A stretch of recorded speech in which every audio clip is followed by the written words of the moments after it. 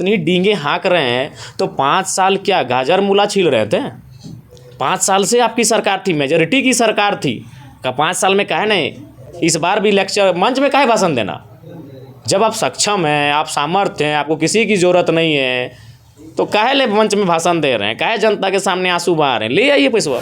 2034 में भी हम उन चुनौती देते हैं उन पार्टियों को जो आज हमारी आलोचना कर रहे हैं। 2034 में भी आप एक नया विधायक बना के दिखा दीजिएगा जो 5500 जिस परिवार की आमदनी हो, जो मिट्टी के पका, नो डाउट गुरुजी का भी मिट्टी का मकान था, विनोद बाबू का भी मिट्टी का मकान था, लेकिन वो दौर 1970 का था जी।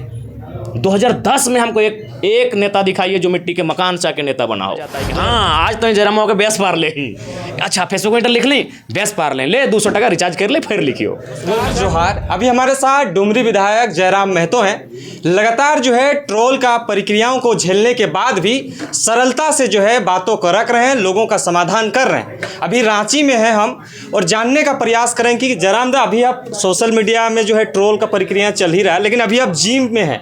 जो खेत खलियान में दौड़ने वाला टाइगर अब जिम पहुंच गया है, तो क्या इस चीज़ों को लेकर ये भी अंदाज़ा लगाया जा सकता है कि कल के बाद वीडियो जारी होने के बाद ट्रोल भी होइएगा? तो लगता है कि खेत खलियान में दौड़ने वाला टाइगर अब सीधे लाइफस्टाइल चेंज करके जिम पहुंच गया। लेकिन नहीं, अब रांची में 1 महीना रहना है तो रांची शहर है, तो वो क्या कहते हैं ना कि आपको परिस्थितियों के अनुसार सामंजस्य स्थापित करना पड़ता है। तो मेरे हिसाब से अब रांची में जब 1 महीना रहेंगे तो सोचे हैं कि थोड़ा सा आए, जिम का दर्शन करें, थोड़ा सा वर्कआउट किया जाए और थोड़ा सा शरीर पे मेहनत किया जाए। अच्छा, क्या लगता है जिम आप कर रहे थे, कुछ हमें विजुअल भी आपको दिखाएंगे, लेकिन उस जिम के दरमियान आप बाहर जब फील्ड पे रहते हैं और जिम के अंदर जब आप यहाँ जिम कर रहे थे, अपने बॉडी को लिफ्टिंग वगैरह कर रहे थे, तो वहाँ से बेहतर है कि ये बेहतर है? देखिए, नेचुरल होता है जिम। देखिए, क्योंकि एक दुनिया व्यस्त हो गई, लोग अपने काम काज से समय नहीं मिल पाता है, तो कोशिश करते जब शाम को ड्यूटी ऑफ हो जाए तो 2 घंटा चले जाएं, सुबह 2 घंटा चले जाएं। तो परिस्थितियों के कारण कभी कभी आपको जिम वगैरह में जाकर अपने आप को मेंटली फिजिकली फिटनेस को बरकरार रखने के लिए वर्कआउट करने की आवश्यकता होती है। दादा, सवाल तो चल ही रहा है, लेकिन एक चीज़ों पे हम जानने की कोशिश करेंगे कि ट्रोल चलते चलते जो है आपके स्कॉर्पियो पे ही आके रुक जाता है। अभी 5-6 दिनों से वही प्रक्रिया चल रहा है। आपने क्या BMW ले लिया है या मर्सिडीज़ ले लिया है या फॉर्च्यूनर खरीद लिया है? जैसे सोशल मीडिया में देखा जा रहा है, कुछ ट्रोलर गैंग का भी आप जिक्र कर रहे हैं, तो आपके बयान के बाद ये जारी हुआ, तो आपने उस टाइम जो कहा था वो एग्रेशन में कहा था या जानबूझ के कहा था जो आज आपको ट्रोल जो झेलना पड़ रहा है? नहीं, देखिए, सवाल वो नहीं है। अब तो हमें लगता है कि शायद वो स्कॉर्पियो महिंद्रा जी की है ना, तो महिंद्रा जी को हमें धन्यवाद देना चाहिए कि झारखंड में सबसे ज़्यादा अगर सर्च किया गया है तो 1947 नंबर को किया गया है। 1.5 लाख के आसपास लोगों ने सर्च किया है, ये बढ़िया बात है। पर देखिए भाई, झारखंड का ट्रेंडिंग MLA हैं, ये प्रशंसा की बात नहीं है, ये सच्चाई है। और कभी जब लोग प्रशंसा ना करें तो खुद ही कर लेते हैं, तो हालांकि बोल करने वाले बहुत हैं। तो ट्रेंडिंग MLA वो ट्रेंड में रहेगा ही। अच्छा, वो ट्रेंड से आउट कभी नहीं रहेगा। कोई ऐसा दिन नहीं होगा जो ट्रेंडिंग MLA ट्रेंड से आउट रहेगा। 5 साल वो ट्रेंड में रहेगा ही। अरे कम से कम वो कहते हैं ना, किसी के दिल में, किसी के दिमाग में। जैसे विराट के दिल में है तो ट्रोल गैंग के दिमाग में है। हम हैं, हमको आप इग्नोर नहीं कर सकते। आप हमसे हेट कर सकते हैं, लेकिन इग्नोर नहीं कर सकते हैं, चाहे कोई भी क्यों ना रहे इस राज्य में। तो किसी के दिल में है, उनके दिमाग में है, तो उनको तो कुछ नया चाहिए। अगर उनको नहीं मिलेगा तो उनका खुराक चलेगा कैसे? हम एक ऐसा विधायक हैं जो हमारे ना चाहने वालों का भी ख्याल रखते हैं, और हम लोग कुछ व्यवहार, कुछ कृत्य महीना में 15 दिन में ऐसा कर जाते हैं कि उनको फिर मौका मिल जाता है और उनका इंटरनेट का रिचार्ज हो जाता है। उनको कोई पीठ थपथपा जाता है कि हाँ, आज तो जरा मौके बेस पार ले ही। अच्छा, फेसबुक में लिख ली, बेस पार ले 200 टका रिचार्ज कर ले, फिर लिखियो। वो रिचार्ज वाला पैसा कौन देता है? रिचार्ज वालों का तो अभी आप खाली सुनिए, आज के डेट में अभी ऐसा है कि आप अगर कुछ नहीं है, आपको कोई जानता चिंता नहीं है, आप एक शेड्यूल बना लीजिए, रोज़ 4 लाइन हमारे खिलाफ लिखने का। आपकी पहचान भी बढ़ जाएगी, आपका एक कनेक्टिविटी भी बढ़ जाएगा और बहुत सारे लोग आपसे जुड़ जाएंगे। अच्छा जयराम दा, लगातार जो है इस परिपाटी को पार करते हुए छात्र के मुद्दे पे जो है अभी कुछ छात्र हमें कमेंट कर रहे थे कि जेपीएससी को लेकर जो है लोग सड़क में अभी भी हैं, श्राद्ध कार्यक्रम भी चल रहा है, लेकिन अभी भी सरकार इस पर जो है मौन चुप्पी साधी हुई है। आपका मुद्दा था स्टूडेंट के मुद्दा को लेकर हम सभी सदन हो या सदन के बाहर हम काम करेंगे, लेकिन जेपीएससी को लेकर आपका क्या मानसा है? क्या अभी सदन में छात्र जेपीएससी की कोई भी डिलीटिंग टीम हमसे मिली नहीं है और ना ही उन्होंने अपने तर्कों को हम तक रखा है कि सदन में इन विषयों पे बहस कीजिए। जैसे सीजीएल का मामला था तो सीजीएल के बहुत सारे अभ्यर्थी हमसे मिले थे, उन्होंने कहा था कि दादा कोई कुछ बोले या ना बोले, कम से कम सीजीएल का मामला आप सदन में उठाइएगा।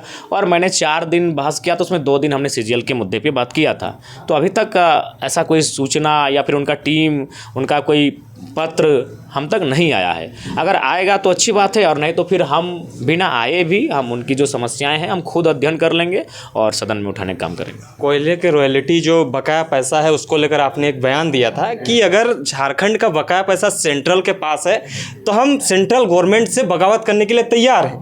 लेकिन उस बातों को कटाक्ष करते हुए झारखंड के माननीय शिक्षा मंत्री रामदास सोरेन ये बयान देते हैं कि हमें जो है किसी का पक्ष लेने का ज़रूरत नहीं है, समर्थन लेने का ज़रूरत नहीं है, हम सक्षम है इस चीज़ों को लाने के लिए। तो फिर आपने समर्थन क्यों दिया जब आपके बातों को वहाँ एक्सेप्ट किया ही नहीं जा रहा? देखिए, हमारी नैतिकता है, हम उनके आलोचक हैं। रामदास सोरेन जी रहें, हेमंत सोरेन जी रहें, जो भी हैं, हम उनके आलोचक हैं, हम उनके विरोधी हैं, हम उनसे असहमत हैं, उनके शत्रु नहीं हैं। हम आलोचक हैं, हम उनके विरोधी भी हैं। हमें उनके कार्यक्रमों का विरोध कर सकते हैं, हम उनके कुछ विचारों का विरोध कर सकते हैं, हम उनकी योजनाओं का विरोध कर सकते हैं, उनके क्रियाकलापों का विरोध कर सकते हैं, लेकिन इसका मतलब ये नहीं कि हम उनके शत्रु हैं। तो चूंकि राज्य का विषय है इसलिए हमने समर्थन दिया। और अगर वो इतनी डींगे हाँक रहे हैं तो 5 साल क्या गाजर मूला छील रहे थे? 5 साल से आपकी सरकार थी, मेजॉरिटी की सरकार थी। का 5 साल में कहे नहीं 1,36,00,000 का जो आपका बकाया है वो काहे नहीं पैसा लेके आ गए? इस बार भी लेक्चर मंच में काहे भाषण देना? जब आप सक्षम हैं, आप सामर्थ्य हैं, आपको किसी की ज़रूरत नहीं है, तो काहे ले मंच में भाषण दे रहे हैं? काहे जनता के सामने आंसू बहा रहे हैं? ले आइए पैसा। 5 साल क्या कर रहे तो बोले गाजर की मूला छील रहे थे, नाचार का चटनी बना रहे थे कि पुदीना धनिया रोप रहे थे? क्या कर रहे थे 5 साल? या फिर नहीं तो फिर इस मुद्दे पर कोयला का रॉयल्टी में आपका बकाया, इस पर बहस मत कीजिए कहीं। आप काम कीजिए, कागजी काम करते हैं, आंदोलन के माध्यम से काम करते हैं, किसी तरह करते हैं, आप काम कीजिए। आप बहस करने की, दुनिया को बताने की ज़रूरत नहीं। अगर आपको किसी की मदद ही नहीं चाहिए तो जनता को क्यों बता रहे हैं? क्यों ये ड्रामा? जयराम मैं तो खुल के बोले थे कि ज़मीन बचाना है, लेकिन कोयलांचल हो या पूरे झारखंड में जो है ज़मीन विवादों का मामला पूरे देखने को मिल रहा है। गोलीबारी चल रहा है, बमबारी चल रहा है, रैयतों के साथ जो है अलग अलग घटनाक्रमें अपनाई जा रही है। लेकिन इस चीज़ों को लेकर जो है अभी भी सटीकता से कोई नियम कानून के दायरे पर रहकर कोई भी अधिकारी हो, सरकार को समझना चाहिए जो ज़मीन का जो सब्जेक्ट है वो राज्य सरकार का सब्जेक्ट है, जो इसलिए राज्य सरकार को ज़मीन संबंधित मामलों को संज्ञान में, एक्शन में रखना चाहिए। एक रामाशंकर विद्रोही करके शायर थे, उन्होंने बड़ी अच्छी शायर कही या छोटी सी कविता कही, लिखा था कि मैं किसान हूँ, मैं आसमान में धान बोने जा रहा हूँ। तो कुछ लोग हंसे मुस्कुराए, बोले अरे पगले आसमान में कि धान लगता है? तो उन्होंने कहा कि अगर ज़मीन में भगवान आ सकते हैं तो आसमान में धान लग सकता है। लेकिन सच है कि आज ज़मीन में ईश्वर, अल्लाह, खुदा, भगवान सब आ गए हैं, लेकिन आसमान में धान आज तक नहीं लगाए। मेरे इस कथन का मतलब है जिसने जहाँ बनाई है, लोग कहते हैं ना भाई कि ईश्वर, अल्लाह, खुदा, वाहे गुरु, रब, मरांग गुरु, बूढ़ा बाबा, जो भी है, लोग मानते हैं ईश्वर को, किसी न किसी रूप में अपनी आस्था का व्यक्त करते हैं।